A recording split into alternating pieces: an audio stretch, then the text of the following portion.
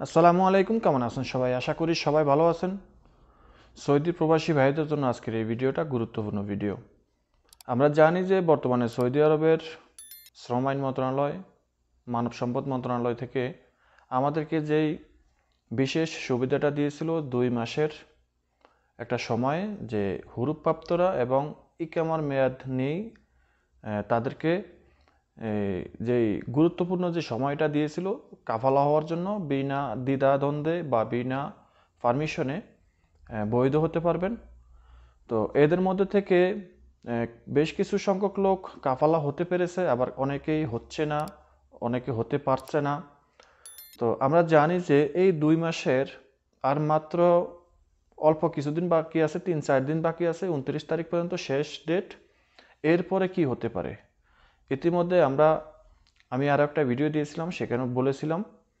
তো এই যে 29 তারিখের পরে আপনি কি কাফালা হতে পারবেন?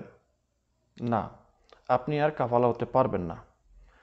আমরা জানি যে হুরুপ্রাপ্তরা কাফালা হতে পারে না, তাদেরকে বিশেষ একটা সুবিধা দেওয়া হয়েছে এই 2টা মাস যেন তারা বৈধ হতে পারে। দেখেন, এখানে টাকা পয়সা তো অবশ্যই লাগবে, আপনি তো ফ্রিতে বৈধ হতে পারবেন না। আপনার ইকামার পিছনের টাকা দিতে হবে, সেটা আপনি যখনই কাফালা হওয়ার সুযোগ পান তখনই দিতে হবে।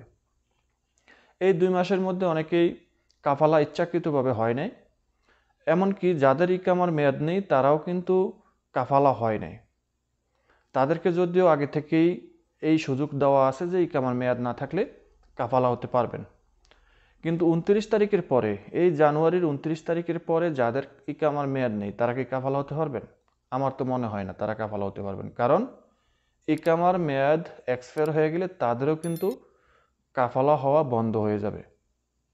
এটুকু মোটামুটি একদম 95% শিওর থাকেন যে যাদের ইকামার মেয়াদ নাই তারাও কিন্তু এই জানুয়ারির 29 তারিখের পরে কাফালা চাইলেই হতে পারবেন না। যত টাকা পয়সাই দেন আপনার হুরুপ ক্যান্সেল করার জন্য, যাদের হুরুপ আছে তারাও কিন্তু হুরুপ ক্যান্সেল করতে পারবেন না, কাফালা হতে পারবেন না। এবং আপনি যখন সৌদি আরব থেকে যাবেন একেবারে অনির্দিষ্টকালের জন্য আপনি নিষিদ্ধ হবেন। এখনও 3-4 দিন সময় আছে, যদি সুযোগ পান কাফালা হয়ে যান। এই সময়ের মধ্যে যদি আপনি তলব দেন, সেটা যদি কমপ্লিট হতে হতে যদি পরের মাসেও চলে আসে অসুবিধা নাই, আপনার তলব দিয়ে হলো কথা।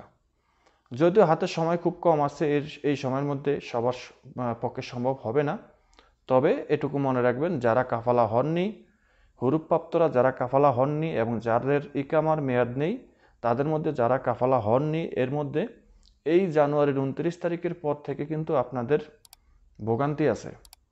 আপনি যদি মনে করেন যে আমার ইকামার মেয়াদ নেই, আমি তো কাফালা যখন তখন হতে পারবই, কিন্তু পারবেন না। 29শে জানুয়ারির পর থেকে আপনিও কিন্তু কাফালা হতে পারবেন না, আপনার ইকামার মেয়াদ থাকুক বা না থাকুক। হুরুপ্রাপ্তদের কথা তো বাদই দিলাম, তারা তো পারবেই না। জানুয়ারির 29 তারিখের পর থেকে বিশাল বড় সড়োভাবে চেক চলবে, ধরপাকড় চলবে, যৌথ বাহিনী মিলে একদম মানে হাই লেভেলে শোডাউন দিবে, আর যাকে ধরবে তাকে মামুর বাড়িতে পাঠাবে, মামুর বাড়ি থেকে আপন বাড়িতে পাঠাবে। কিন্তু আপনি পরবর্তীতে চাইলেও আর সৌদি আরবে আসতে পারবেন না।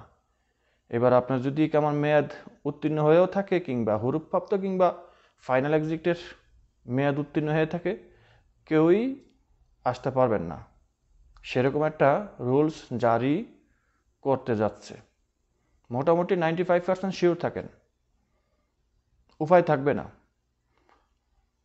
তো আপনাদেরকে বলবো যে যেহেতু কাফালা হননি বা হতে পারেননি, অবশ্যই চোখ কান খোলা রেখে আপনারা সময়গুলো কাটাবেন, কাজকাম করবেন, আর যদি পারেন দেশে যাওয়ার জন্য রাস্তা মাপেন।